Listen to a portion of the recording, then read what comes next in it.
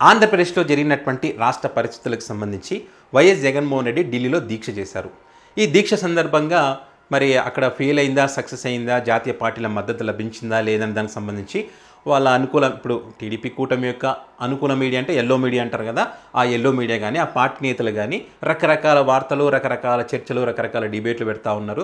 ఆ డిబేట్లు కూడా ఒకదానికొకటి పొంతన లేకుండా ఉన్నటువంటి పరిస్థితులు ఉన్నాయి. అక్కడ ఢిల్లీలో దీక్ష ఫెయిల్యూర్ అయింది, జాతీయ పార్టీ నాయకులు ఎవరు కలవలేదని చెప్తా ఉన్నారు. ఇవి ఎందుకు కలుస్తారు? ఎన్డీఏ కూటమికి సంబంధించి మోదీ అపాయింట్మెంట్ ఇవ్వలేదు, అదేవిధంగా అమిత్ షా అపాయింట్మెంట్ ఇవ్వలేదు, ఎవరు అపాయింట్మెంట్ ఇవ్వలేదు ఎందుకంటే వీళ్ళు చెప్పారు కాబట్టి వాళ్ళు ఇవ్వలేదు. ఓకే, మరి కాంగ్రెస్ పార్టీ అయినా కలవచ్చు కదా, రాహుల్ గాంధీ అయినా రావచ్చు కదా అంటే చంద్రబాబు నాయుడు శిష్యుడు అయినటువంటి ఇక్కడ రేవంత్ రెడ్డి గారు ఎవరున్నారో, శిష్యుడు అనకూడదేమో, సహచర ముఖ్యమంత్రి కదా ఇక్కడ ఈయన ఉన్నారు కదా, ఈయన అక్కడ కాంగ్రెస్ పార్టీ రాహుల్ గాంధీకి చెప్పడం ద్వారా మీరు మద్దతు అయితే ఇవ్వకండి, భవిష్యత్తులో ఏదైనా అయితే చంద్రబాబు నాయుడు యూటర్న్ తీసుకొని మన వైపు వచ్చేటువంటి అవకాశం ఉంది కాబట్టి అది దృష్టిలో పెట్టుకొని మీరు జగన్ దగ్గరికి పోకండి అని చెప్పారని ఒక చర్చ కూడా ఉంది. సో అందులో భాగంగానే రాహుల్ గాంధీ అక్కడ మద్దతు ఇవ్వలేదని చెప్పి, ఎవరు మద్దతు ఇచ్చినా మద్దతు ఇవ్వకపోయినా ఇండియా కూటమిలో ఉన్నటువంటి కొన్ని పార్టీలు అయితే జగన్మోహన్ రెడ్డికి మద్దతు ఇచ్చాయి. ఇక్కడ జరిగినటువంటి పరిణామాలకు సంబంధించి వాళ్ళు ఫోటోలు కానీ వీడియోలు కానీ అక్కడ వాళ్ళు చూపించే ప్రయత్నం చేశారు. ఇంత జరిగిందా రాష్ట్రంలో అనే విధంగా వాళ్ళు కూడా ఆశ్చర్యపోయినటువంటి పరిస్థితి.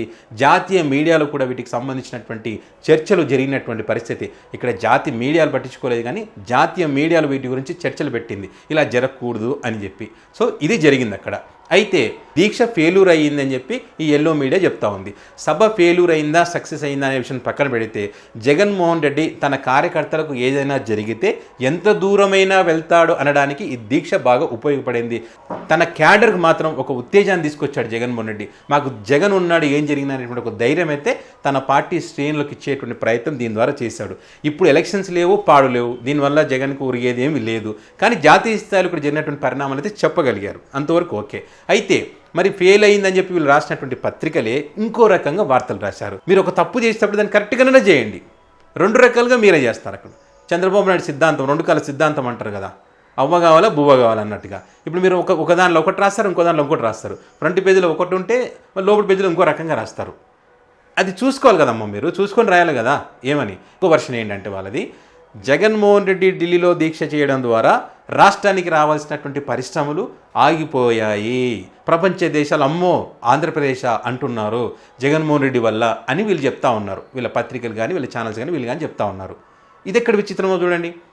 అసలు దీక్షనే ఫెయిల్యూరు, జగన్మోహన్ రెడ్డి ఎవరు చూడలేదు, ఎవరు పట్టించుకోలేదని చెప్తున్నారు. పట్టుమని 10 మంది కూడా రాలేదంటున్నారు, పట్టుమని ఒక మీడియా ఛానల్స్ కూడా రాలేదని మీరే చెప్తిరి. మరి మీరే చెప్పినప్పుడు ప్రపంచ దేశాలు పరిశ్రమలు రాకుండా ఎట్లా ఉండగలిగినాయి? మళ్ళా అదన్నా నిజమని చెప్పండి, ఇదన్నా నిజమని చెప్పండి, ఏదో ఒకటి చెప్పండి.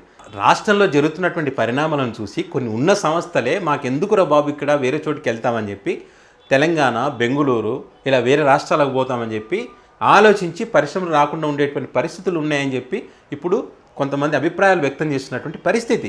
మీరేమో పరిశ్రమలు ఏమన్నా వస్తేనేమో మా ఘనత, వచ్చిన 2 నెలల్లోనే ఇన్ని పరిశ్రమలు తెచ్చారని చెప్పి మీరు మార్కులు వేసి చూపిస్తారని నారా లోకేష్ బాబు మా ఆయంలో వచ్చినటువంటి పరిశ్రమలు ఇవని చెప్పి మార్కులు వేసి చూపిస్తున్నాం, దమ్ముంటే మీరు చూపించండి అని చెప్పి నారా లోకేష్ చెప్తా ఉన్నాడు. పరిశ్రమలకు సంబంధించి మీకు ఎట్లా వీలైతే అట్లా వస్తే మీ ఘనత, రాకుంటే అవతల మీద అబండాలు వేయాలి, జగన్ వల్లే రాలేదు, ఇది మీరు చెప్పేటువంటి పరిస్థితి.